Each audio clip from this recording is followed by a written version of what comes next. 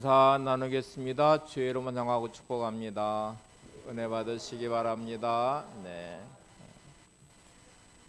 우리가 이제 임직자들을 세우면서 장로 선거도 했고 안수집사, 권사, 시무권사 선거도 했습니다. 12월 둘째 주 행사를 갖게 될 텐데 이제 뽑아놓으면 교육이라는 것을 해요. 지난주까지 장로 피택 대상자 교육을 마쳤고 이제 오늘부터 이제 임직할 시무권사 또 안수집사 교육을 시작해야 됩니다. 이제 교재를 선택하고 우리 장로 피택 대상자들은 교단에서 나온 교재가 있어서 그걸 가지고 했는데 우리 권사님들 안수집사님의 교육은 이제 책을 제가 골라보다가 행복한 권사, 행복한 집사라는 책을 선택을 했어요. 그리고 제가 먼저 쭉 한번 읽어봤는데 행복한 권사에 나온 책의 내용입니다. 보통 성도들은 설교를 듣는 네 가지 방식이 있는데 그러니까 여러분들도 아마 다 적용될 거예요. 설교를 들 때 난 이런 형식으로 이런 형이야 나는 이렇게 생각해 보실 수 있는 첫 번째 형은 스펀지형의 성도가 있다고 그래요. 그래서 말씀을 들을 때마다 이렇게 잘 스펀지가 물을 빨아들이듯이 말씀을 잘 이렇게 나한테 받아들이고 적용하고 이렇게 살아가는 스펀지형의 성도가 있고요. 두 번째 형은 터널형이 있습니다. 차가 터널로 들어가면 쑥 빠져나오듯이 말씀을 들으면 이제 쑥 빠져서 교회 문 밖에 나갈 때는 말씀도 함께 빠져나가요. 한 귀로 듣고 한 귀로 흘린다는 말이 그런 건데 아마 여러분들 말씀 이 시간에 듣고 교회 문 밖에 나가고 조금 지나면 내가 무슨 말씀을 들었지 제목은 뭐였나 이렇게 터널처럼 이렇게 쭉 빠져서 그냥 나가는 분들도 계실 거고요. 어떤 분들은 이렇게 이제 채로 걸르는 형이 있습니다. 채는 이렇게 뭐를 걸러내듯이 자기가 말씀에 필요한 말씀만 걸러서 받고 나머지는 그 말씀만 버려버리는. 그러니까 나한테 이 말씀은 참 좋은 말씀이야 하고 나한테 받아서 동의를 하고 어떤 말씀은 아이고 이 말씀은 나와 상관도 없어 부담돼. 그래서 이제 채로 걸르듯이 걸러내는 형입니다. 네 번째 형은 요즘 야구가 아주 이제 인기가 많던데요. 야구 방망이 형이 있는데 뭐 쳐서 홈런을 치면 얼마나 말씀을 계속 쳐서 이제 버리는 거예요. 쳐내버리듯이.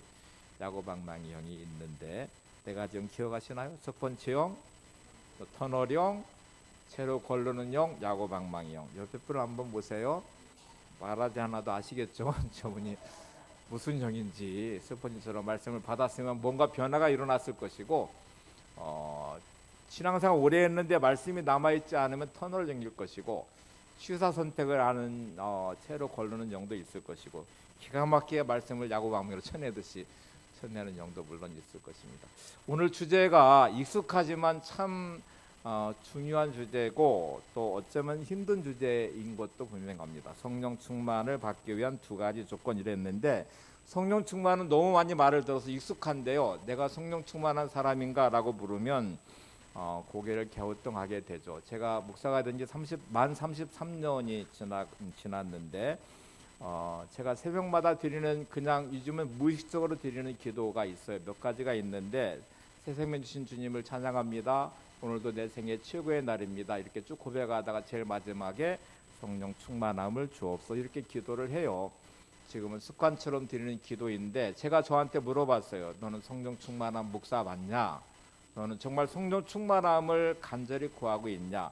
성령 충만함은 한 번 받은 것으로 되지 않습니다. 여러분 밥을 먹어서 살림을 얻고 일상생활을 하듯이 성령 충만함은 늘 나에게 사모함으로 성령 충만한 삶이 됐어야 돼요. 이제 사도 바울은 사도로 부름받아 전도자의 사명을 감당하는데 성령 충만한 사람이었죠. 그래서 헌신하고 사역하는 삶의 현장 가운데 수많은 문제가 있고 또 내 안에 두 마음이 늘 싸우는 이 모습을 보면서 너무 힘들었어요. 하나님의 일을 감당하고자 하는 영의 모습도 있지만 육신을 향한 또 다른 갈망에 육신의 또 다른 나의 죄성, 자아성의 이기심이 있는 나의 모습이 충돌하는 걸 보면서 탄식하면서 그는 이 사망의 몸에서도가 나를 구원내랴 건져내랴 하고 탄식하고 그리고 날마다를 조폭시키고 내가 죽노라고 선언하는 그 마음에는 성령 충만함을 사모하는 마음입니다. 그래서 저도 여러분도 성령 충만함이 반드시 필요한데 오늘 두 가지 조건을 살펴볼 거예요. 성령 충만함을 약속하신 하나님 앞에서 이걸 온전히 믿으며 구하는 간구하는 사모함이 있으셔야 되고요. 두 번째가 완전한 순종이 있으셔야 되는데 저는 오늘 이 말씀이 이렇게 터널형도 되지 않고 채로 걸르듯이도 하지 마시고 야구방망이로 쳐내지 마시고 스펀지형으로 받으셨으면 좋겠습니다. 옆에 분에게 오늘 스펀지형이 되시기 바랍니다. 네. 자, 이제 오늘 말씀을 시작하면서 이제 성령 충만함이 왜 중요한지를 설명할게요. 우리가 예수를 믿는 순간에 내 안에 영생이라는 생명이 들어옵니다. 우리가 죄를 지어서 심판받아 죽을 몸이었고 영혼이었어요. 죽어서 지옥 가야 되는 우리가 예수님 십자가로 우리 죄를 대속해 주심으로 우리는 영생의 선물을 받았고 영원한 생명이 내 안에 들어왔고요. 영적으로 이런 변화가 일어났어요. 그리고 이제 우리 이 땅을 살아가면서 죽은 다음에 하나님 나라로 가게 될 것입니다. 이제 그런 생명을 가진 나는 하나님의 자녀가 됐고, 그리고 그런 나는 이제 이 땅을 살아가는 삶의 영이 육을 이기며 승리하는, 그러니까 영적인 삶으로 믿음으로 사명 감당하며 승리하는 삶을 살아야 되는데 현실적으로는 그러지 못할 때가 많아요. 이거를 한번 다른 비유로 설명할게요. 우리가 이제 살아 있다고 다 표현하죠. 옆에 분 보시면서 당신은 살아 있습니다. 죽은 게 아니죠. 분명히 살아 있어요. 자, 이제 몸이 병이 들어서 중환자실에 입원한 분은 살아있는 분인가요? 죽은 것인가요? 그분들도 살아있어요. 제대로 호흡이 안 돼서 산소호흡기를 꼈어요. 살아있나요? 죽었나요? 살아있어요. 스스로 먹을 수 없어 링거를 꽂았어요. 살아있는 것인가요? 죽은 것이 살아있죠. 우리 그리스도인이고 생명을 가졌어요. 그래서 우리가 영생을 소유한 사람인데 마치 중환자실의 환자같이 영적으로 무기력하고 무능력하고 아무것도 할 수 없는 나, 육적인 삶은 살아요. 근데 영적으로는 하나님 말씀으로 살아내는 능력도 없고 믿음도 없고 말씀 안에서 뭔가 일어나는 하나님의 역사와 기적 같은 삶의 모습이 없는 나는 마치 링거를 꽂아야만 돼. 주일 나와서 말씀을 수혈해야만 될 것 같고 산소호흡기를 꼽듯이 그냥 뭔가 이렇게 내가 이렇게 주어진 나의 삶에 은혜가 공급돼야 될 것 같고, 그러니까 나는 살아있는 것 같은데 영적으로는 생명을 가졌는데 중환자실에 환자 같은 신앙생활 하시는 분들이 많아요. 되게 이런 분들의 말씀은 터널형이나 채로 걸르는형이나 야구방망이형이 될 확률이 많습니다. 세상에 나가면 믿음의 사람으로는 너무 무능력해요. 중환실 환자처럼 살아있다고 말하지만 아무것도 할 수 없는 사람처럼 나는 영적으로는 아무것도 할 수 없는 사람인 경우가 많죠. 여러분은 영적으로 중환자실에 누워있지 않습니까? 산소호흡기를 꼽듯이 링거를 수액 받아야 되듯이 좀 뭔가 이렇게 계속 필요한 공급이 돼야 되는, 스스로 뭔가 할 수 없는 무능력함이 내 안에 있지 않나요? 우리는 성령 충만함을 받아야 할 이유는 영적으로 능력 있는 하나님의 사람으로 말씀으로 이 땅에 승리자의 삶을 살아야 되기 때문이고, 영으로 육을 이기며 우리의 죄성을 물리치며 믿음으로 승리하는 삶을 살기 위해 반드시 필요합니다. 이거는 예외가 없습니다. 목사님만 성령 충만하면 돼, 그렇지 않습니다. 저도 날마다 평생 기도해야 될 기도 제목이고 성령 충만함을 사모해야 되지만 여러분들도 날마다 삶의 믿음으로 승리하기 위해서 성령 충만함을 구하셔야 되고, 성령 충만함을 받아야 특별한 사람이 존재하지 않아. 예수 믿는 모든 사람들은 성령 충만함을 받으셔야 됩니다. 하나님이 약속하셨기 때문에 그렇고 그래야만 반드시 승리하기 때문에 그래요. 옆에 분에게 성령 충만한 사람이 되시기 바랍니다. 사도행전 1장 4절을 보겠습니다. 사도행전 1장 4절. 사도와 함께 모이사 그들에게 분부하여 이르시되 예루살렘을 떠나지 말고 내게서 들은 바 아버지께서 약속하신 것을 기다리라. 아버지께서 약속하신 것이 성령 충만함에 이걸 기다리라는 말씀이거든요. 그러면 나는 지금 성령을 사모하고 기다리는 사람인지 또 성령 충만함을 정말 내가 갈망하는 사람인지를 점검해 보셔야 돼요. 존 웨슬리라는 감리교 창시자가 있는데 영국의 교회에 놀라운 부흥이 임하는 중심에서 존 웨슬리가 쓰임 받았습니다. 산업혁명 이후에 영국 사회는 급격하게 빈부격차가 심해지게 됐고 신분적인 사회로부터 자본가들이 생기면서 산업혁명은 이제 기계가 만들어지면서 대량 생산이 되고 그걸 통해서 부가 만들어졌어요. 이렇게 부자가 생기게 됐는데 사람들의 예전에는 신분으로 난 차이는 그냥 운명이련이 있게 받았어요. 근데 산업혁명을 통해서 누군가는 자본가가 되고 누군가는 부자가 되는데 나는 가난하면 이게 진짜 박탈감이 너무 심하죠. 그래서 나와 똑같은 사람이었는데 저 사람은 사업을 해서 장사를 해서 또 뭐 기계를 돌려서 부자가 됐는데 나는 여전히 가난해. 이러면 정말 상실감이 크고 이 분노심의 사회로 표출되기 시작합니다. 신분 사회에 대한 이제 이거를 탈피하고자 하는 돈이 많아지는 자본가들이 생기면서 왜 우리는 왕이 있어야 되며 왜 귀족이 있어야 되고 뭐 이런 신분에 대한 불만이 커지면서 사회는 걷잡을 수 없는 혼란에 빠지게 됐습니다. 거기에서 특별히 이제 막장 인생처럼 산업혁명은 석탄이 필요하거든요. 근데 제일 끝나고 가다가 내몰려서 가는 곳이 탄광에서 일하는 광부들, 막장 인생이라고 표현한 그들 안에는 폭력성이 난무하게 되고요.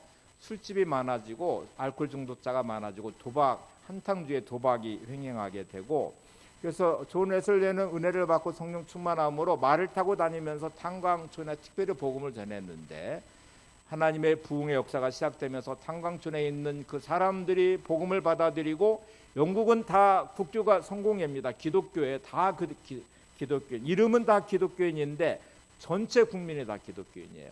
근데 그들의 삶에는 성령이 없는, 성령 충만함이 없는 그냥 명목상 그리스도인들, 그리고 사회적인 삶의 갈망이 만들어낸 탐욕적인 사람들, 그리고 우상 숭배와 가득한 돈 중심의 또 술에 취한 알코올 중독자의 도박에 막 이렇게 타락한 그들 속에 복음이 다시 들어가고 성령이 역사하시자 폭력성이 사라지고 온순해지기 시작했고, 술집이 사라지기 시작했고, 도박이 사라지고, 이런 변화들이 이제 탄광촌을 중심으로 일어나기 시작했어요. 이 놀라운 변화들이 소문에 소문을 타고 존 웨슬리가 영국의 옥스퍼드 대학을 나왔습니다. 옥스퍼드 대학의 교수들이 궁금했습니다. 영국의 이런 변화들을 일으키는 존 웨슬리, 우리 학교 출신의 이제 목사인데, 그래서 불러서 도대체 어떤 일이 벌어지고 있는지 우리가 한번 들어보자. 그래서 채플 시간에 이제 설교자로 초청을 했어요. 먼저 본문하고 설교 제목을 보내잖아요. 존 웨슬리가 설교 본문을 보내고 나서 제목이 성령 충만함을 받으라라는 제목으로 이제 보냈습니다. 교수들은 불만이 컸어요. 지적이고 이성적이고 논리적이어야 되는데 이런 성령 충만이라고 하는 감성적인 설교 제목이 못마땅해 설교 제목을 바꾸라고 말했고, 존 웨슬리는 바꿀 수 없다고 말했고, 그리고 그 날짜가 돼서 이제 드디어 채플 예배를 드리면서 강단에 올라간 존 웨슬리는 이렇게 말했습니다. 전문이 남아 있거든요. 그래서 그 중에 한 부분을 제가 인용해 볼게요. 예수님의 제자들은 예수님을 만났고 예수님의 말씀을 직접 들었고 예수님과 함께 먹었고 자신들의 눈으로 죽은 자가 살아나는 기적도 보았습니다. 그런데도 예수님은 제자들에게 성령을 받으라고 명하셨습니다. 그들은 예수님의 명령을 따라 예루살렘에 머물며 성령이 임하기를 기다렸고 오순절날 마가의 다락방에서 성령 충만함을 받고 난 다음 전도했습니다. 그러자 베드로와 사도들의 설교를 듣고 일시에 3,000명이 세례를 받았고 5,000명이 믿는 역사가 일어났습니다. 그런데 옥스퍼드 대학의 교수님, 여러분은 예수님을 직접 만난 적이 있습니까? 예수님과 함께 식사했습니까? 예수님의 기적을 직접 보기라도 했나요? 예수님을 직접 만나 함께 먹고 기적을 목격해 했던 제자들도 성령이 임하여 권능을 받고 난 다음에야 나가서 영혼을 건질 수 있었는데, 그렇다면 여러분이야말로 반드시 성령 충만함을 받아야 하나님의 종으로 쓰임받을 수 있지 않겠습니까? 지적이고 논리적이고 이성적이고 합리적이어야만 된다고 생각하는 옥스퍼드 대학의 교수들이 이 존 웨슬리의 설교에 고꾸라졌습니다.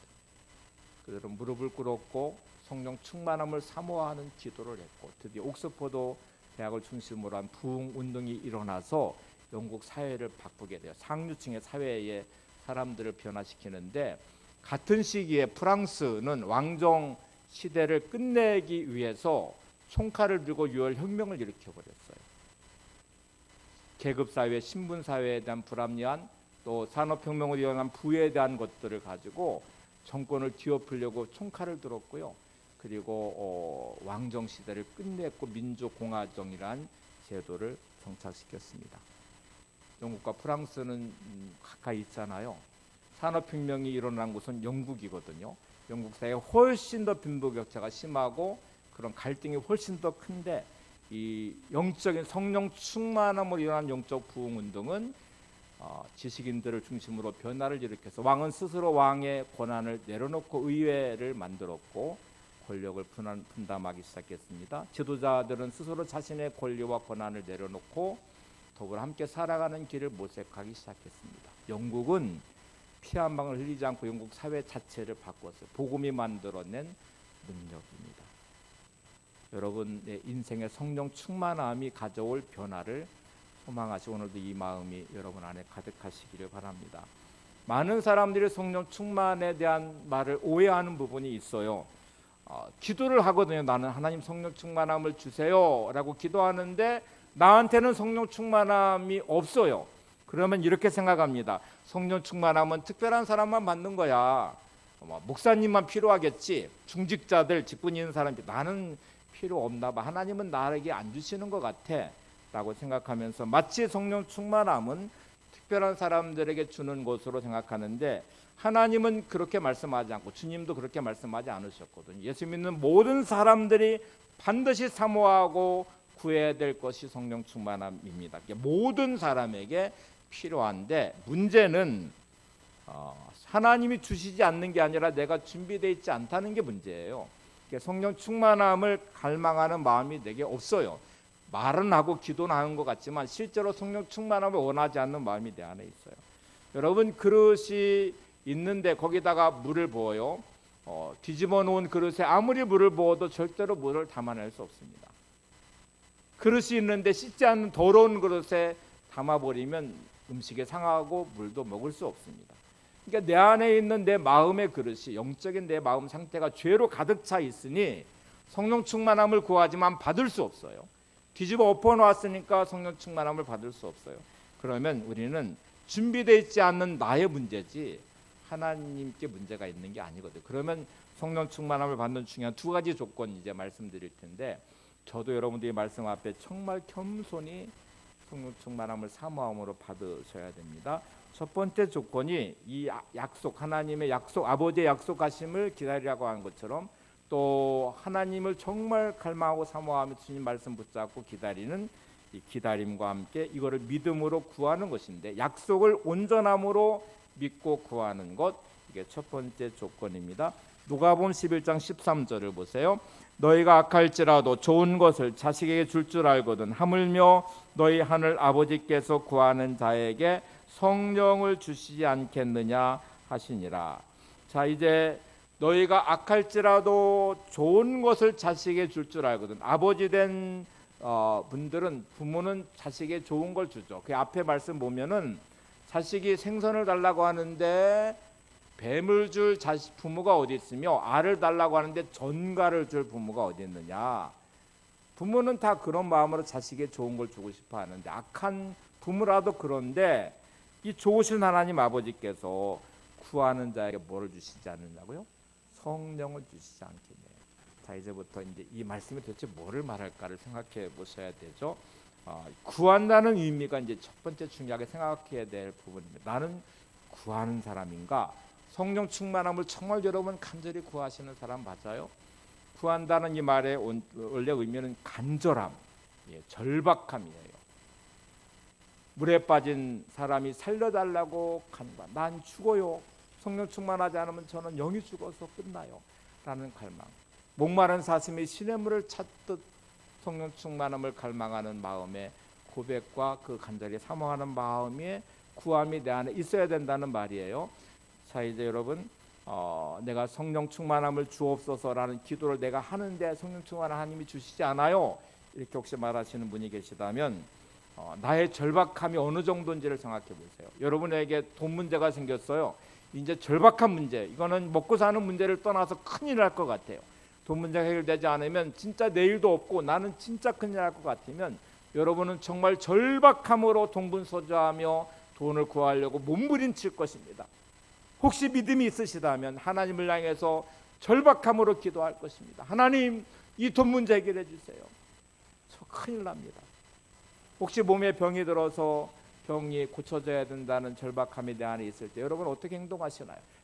이 병원 저원 찾아가고 의사를 만나고 하여튼 어떤 방식으로든 치료받으려고 몸부림칠 것이고, 또 뭐 몸에 좋다고 하는 거는 뭐 찾아서 먹을 것이고, 수단 방법 가리지 않을 거예요. 믿음이 있는 분들은 하나님께 고쳐달라고 사모함으로 기도할 거예요.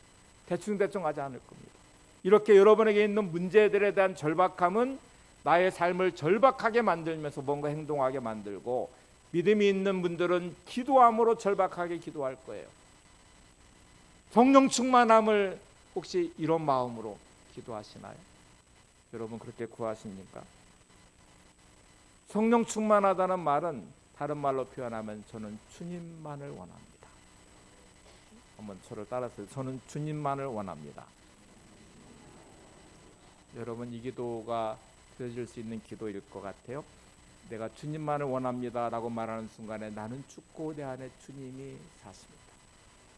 주님만을 원합니다 라고 말할 때 나의 모든 삶에 다 모든 것을 빼앗겨, 하나님 내게 있는 돈이 다 사라져도, 건강이 사라져도, 내 안에 있는 모든 것들이 다 빠져나가도 저는 주님만 원합니다. 주님만으로 족합니다. 이런 마음이 있는 것이 성령 충만함을 구하는 마음이에요. 이게 참 나는 그럴 수 없는데. 근데 오늘 하나님은 구하는 자에게 성령을 주신다고 하거든요. 그러니까 하나님이 주실 수 있는 가장 좋은 게 성령이래요. 근데 나는 그렇지 않거든요. 아니 하나님 그거 말고요, 저한테는 그냥 성령 충만하지 않아도 되니까 돈만 주시면 돼요, 건강만 주시면 돼요, 또 이런 것만 해결해 주시면 돼요, 그리고 저 간섭하지 마시고 그냥 살게 놔두세요. 이제 이런 한쪽의 마음이 있어요. 근데 입으로는 성령 충만함을 주세요, 이렇게 기도를 할 수 있죠. 근데 여러분, 자 지금부터 왜 이게 성령 충만함이 그렇게 중요한지, 부활하신 예수님이 승천하시기 전에 가장 마지막 당부한 것도 성령을 받으라는 거예요. 너 이제 부활신앙으로 돈 많이 벌어라, 또 부활신앙으로 출세해라, 이렇게 말하지 않고 성령을 기다리래요. 성령의 세를 받으래요. 사도행전 1장 4절 5절을 보겠습니다.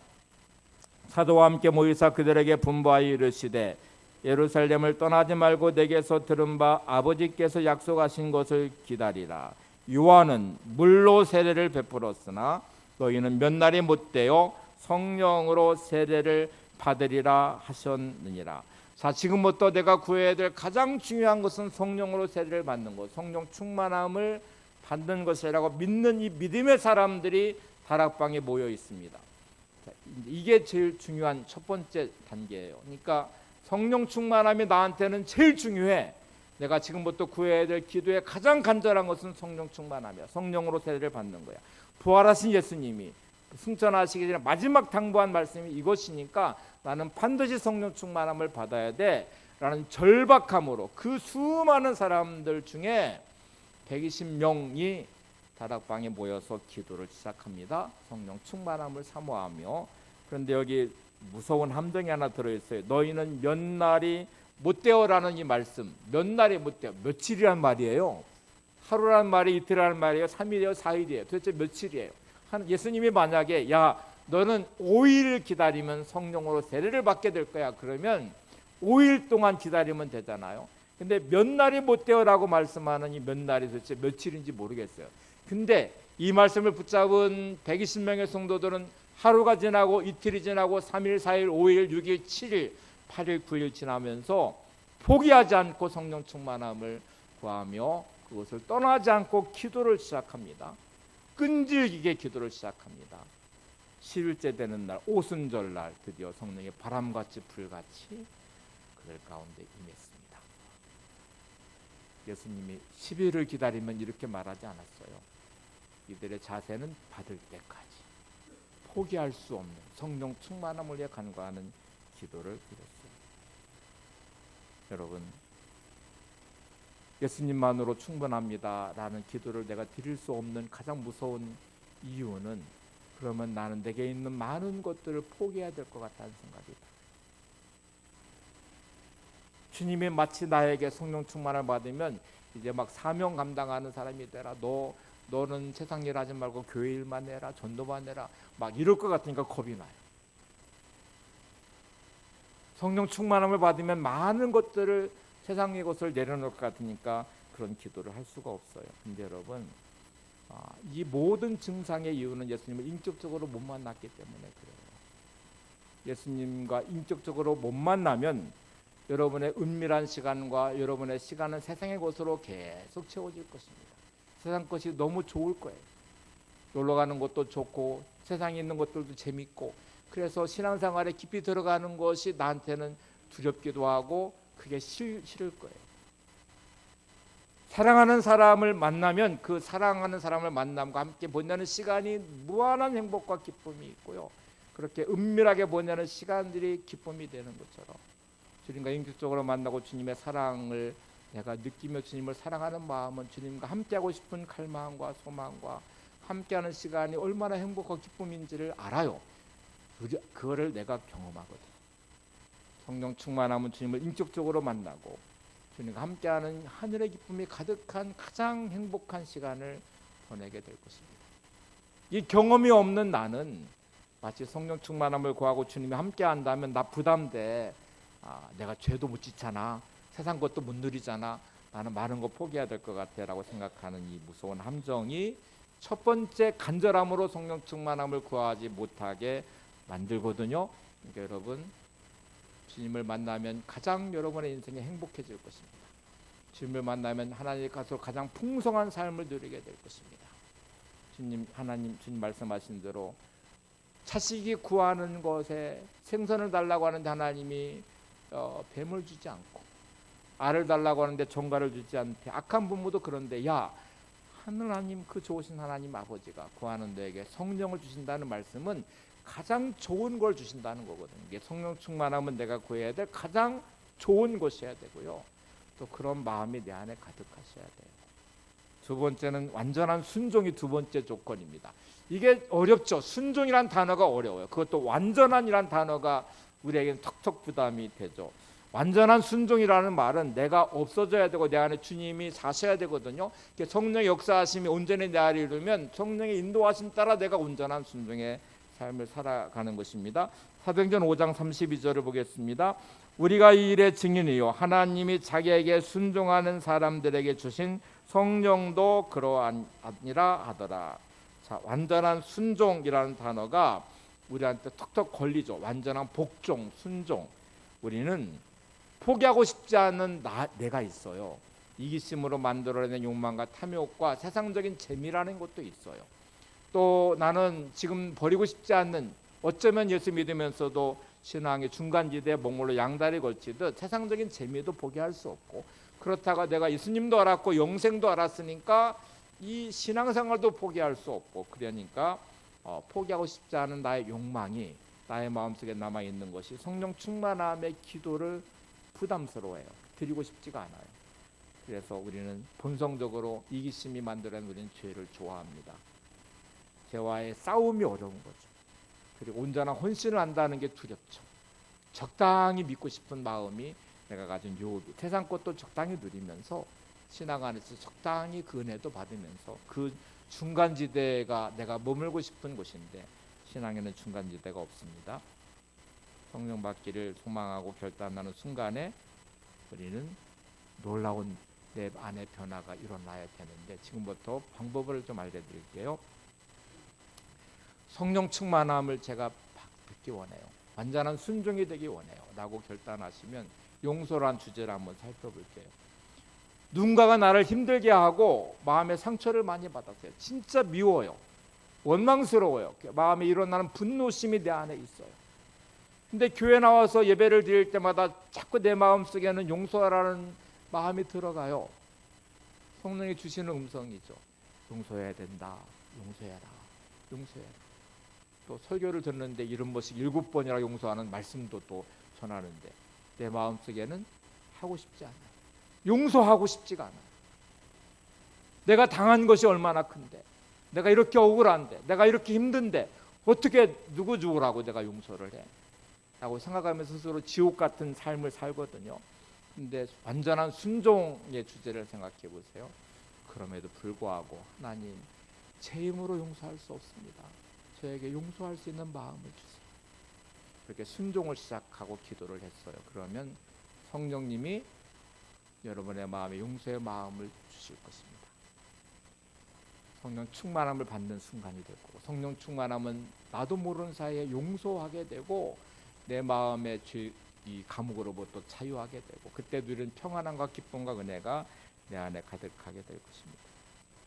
주님의 마음을 품은 나는 그런 놀라운 변화가 생기게 될 거예요. 여러분을 묶고 있는 모든 결박으로부터 풀어서 자유함을 누리고 평안함을 누리고 기쁨을 누리고, 내가 의지로 아무리 용서하려고 되지 않았던 용서가 되기 시작하고, 불안과 염려로 가득했던 내 마음에 평안함이 찾아오면서 누리는 그 기쁨이 얼마나 큰지를 알고 누리게 되고 그래요. 또 다른 하나를 생각해 볼까요? 우리는 이제 성령 충만함을 구하면 내게 있는 것에 많은 것들을 누리지 못할 것 같고 빼앗길 것 같고, 만약에 성령 충만을 주신 주님은 지금부터 마치 하나님만 위해 살아가는 뭔가 내 삶이 없는 것 같은 생각을 하는데요. 하나님이 정말 우리에게 뭔가를 뺏어가서 우리를 불행하게 만드시는 분일까요? 하나님은 가장 좋은 것을 우리에게 주셨어요. 독생자를 내주셨어요. 십자가의 죽으심으로 주님은 자신의 목숨을 내주시고 우리의 영혼을 구원하셨어요. 하나님은 저와 여러분에게 가장 좋은 것을 주고 싶어 하시는 하나님이세요. 오늘 누가복음 말씀도 야, 아버지가 아들에게 이렇게 주는데 하늘 아버지께 성령을 주시지 않겠느냐는 말은, 네가 이 땅에서 받을 수 있는 가장 좋은 것은 성령 충만함이야. 성령 충만함을 받으면 너는 하늘의 것을 누리는 사람이 될 것이고 하늘의 상속자가 될 것이고 너의 인생의 가장 좋은 것으로 내가 채워줄 거야 라는 말인데, 내 기준으로는 그거를 못 받아들이겠어요. 내가 가장 좋은 거는 돈이고 세상적인 장락이고 기쁨이고 세상적으로 누리는 것이죠. 죄성을 가진 나는 죄에 끌려가는 이 탐욕이 있거든요. 그러니까 그게 나한테는 좋은 거라고 생각하는 기준이 만들어낸 착시 현상이고요. 어마어마한 착각이죠. 여러분, 성령 충만함을 받아야 하늘의 상속자가 될 것입니다. 하나님이 주시는 가장 좋은 것들을 누리게 될 것입니다. 여러분의 최상의 인생으로 살아가는 하늘의 기쁨이 가득하게 될 것입니다. 더 이상 잔머리 굴리지 마시고요. 하나님을 믿으세요.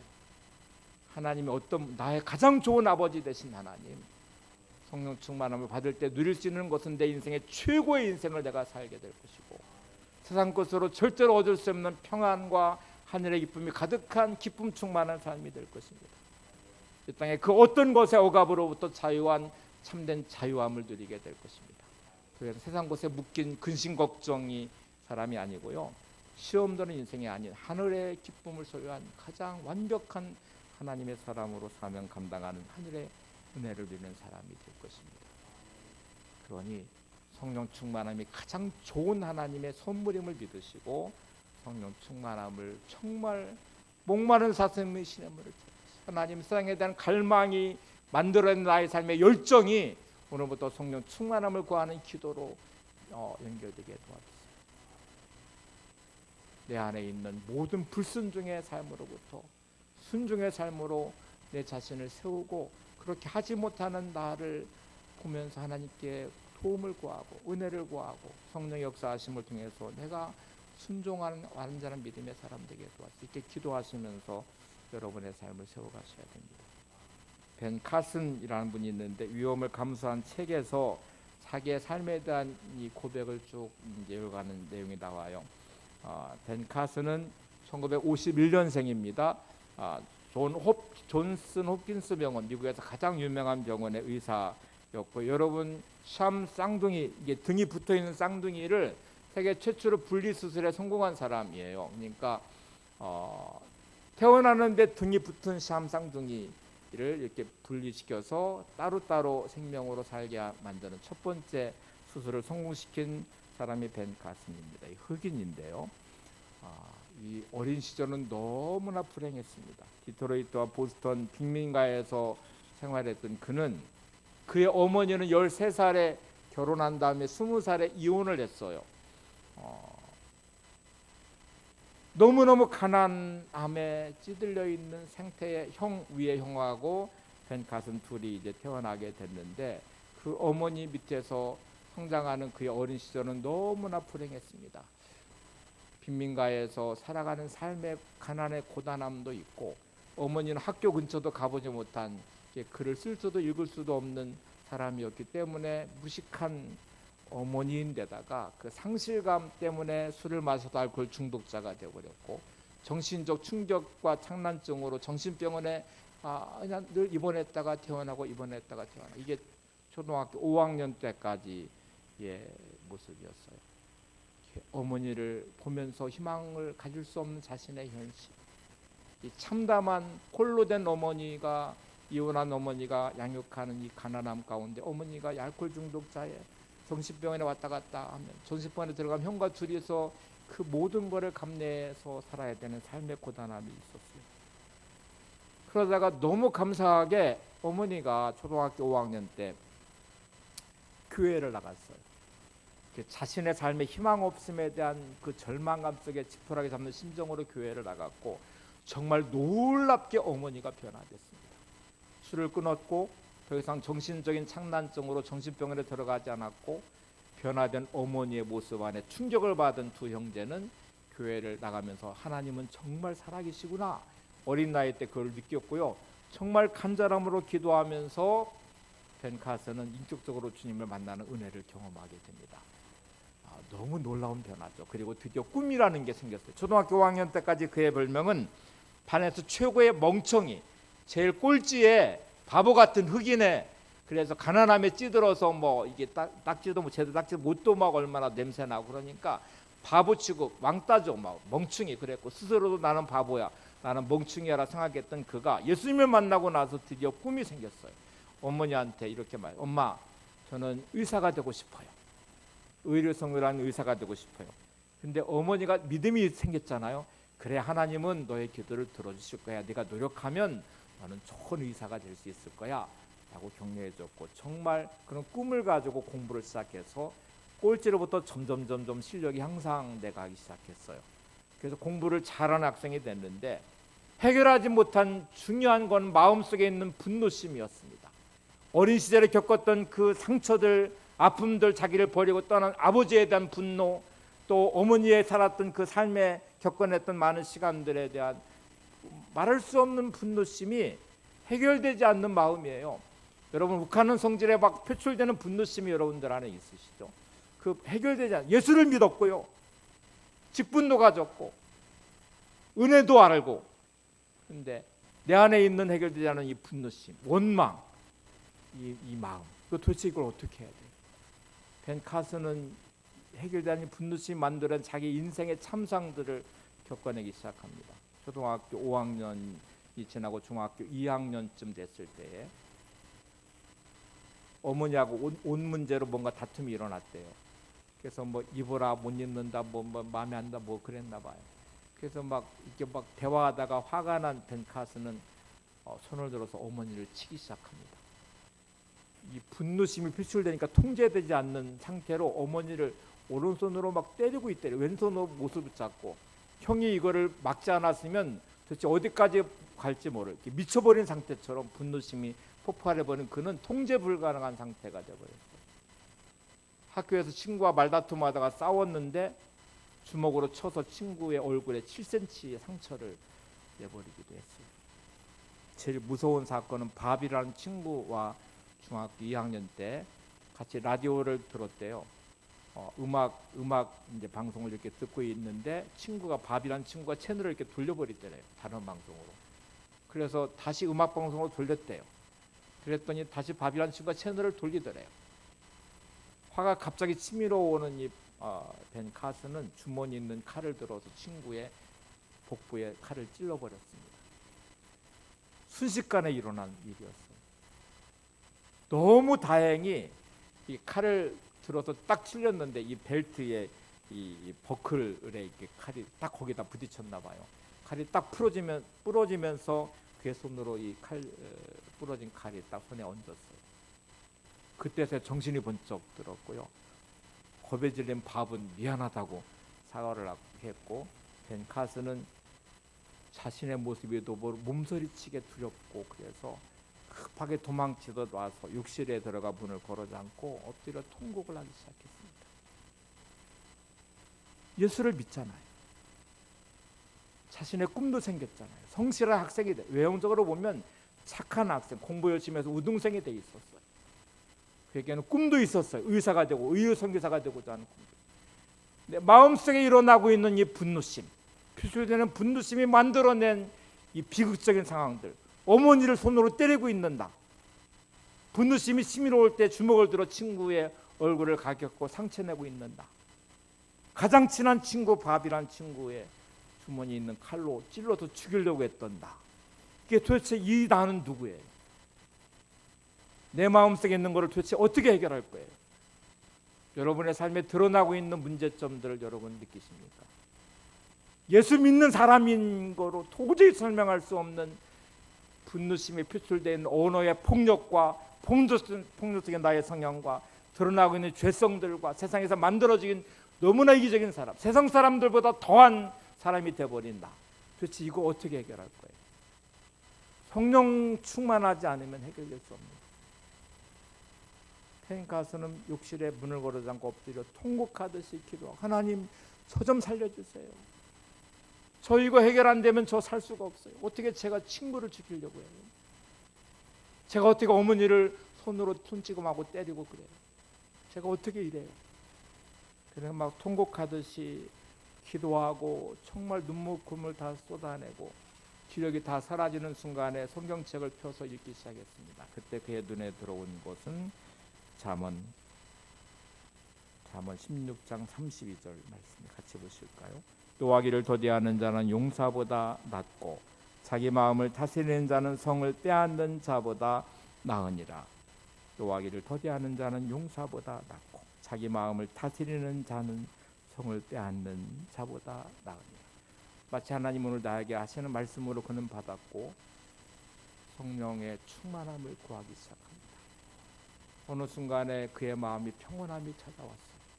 성령의 만져주심과 인도하심과 은혜를 경험하면서 떨리는 손도 잦아들기 시작했어요. 그리고 그는 그의 마음의 평온함과 함께 불안과 염려가 사라지는 은혜를 누렸습니다. 그 이후로 그는 분노심에 묶여서 그런 행동을 한 적이 한 번도 없었다고 그래요. 성령 충만함을 구하고 있는 그에게 성령이 임하시자 그는 아주 훌륭한 의사가 됐고요. 그의 일생을 연극으로도 만들어졌고 영화로도 만들어졌고 그랬어요. 감동적인 그의 삶의 이야기들이 그렇게 펼쳐지고 그는 위험을 감수하라는 책이 여러분의 삶의 모든 위험을 뛰어넘는 성령 충만함의 자리로 나가기를 초대하는 문구이기도 합니다. 상처라는 단어가 영어로 스카라는 단어예요. SCAR입니다. 스타라는 단어는 STAR. C를 T로만 바꾸면 상처가 스타가 되거든요. 여러분에 있는 물질의 문제, 건강의 문제, 관계의 상처들, 수많은 세상의 아픔들이 성령의 만져주심으로 회복되고 치료되면 여러분 하나님 나라의 스타가 될 것입니다. C를 T로 바꾸면 되듯이 여러분의 모든 삶의 자리의 문제들, 아픔들, 또 상처들이 성령의 어루만지심 안에 치유되시기를 바랍니다. 하나님 나라의 스타가 되시기를 바랍니다. 옆에 분에게 하나님 나라의 스타가 되시기를 바랍니다. 성령 충만함은 누군가만 있을 특별한 게 아니라 여러분 모두에게 필요한 가장 중요한 구해야 될 기도이고요. 하나님 아버지께 구할 때 하나님은 성령을 선물로 주신다고 약속하셨습니다. 이 말씀을 믿고 오늘도 믿음으로 승리하시기를 바랍니다. 손을 들고 두 손 들고 찬양합니다. 가사 한번 보세요. 두 손 들고 찬양합니다. 다시 오실 왕 여호와께 오직 주만이 나를 다스리네. 나 주님만을 섬기리. 헛된 마음 버리고 성령이여 내 영혼 충만하게 하소서. 주님 앞에 내 생명 드리리라. 이 고백을 꼭 하나님께 올려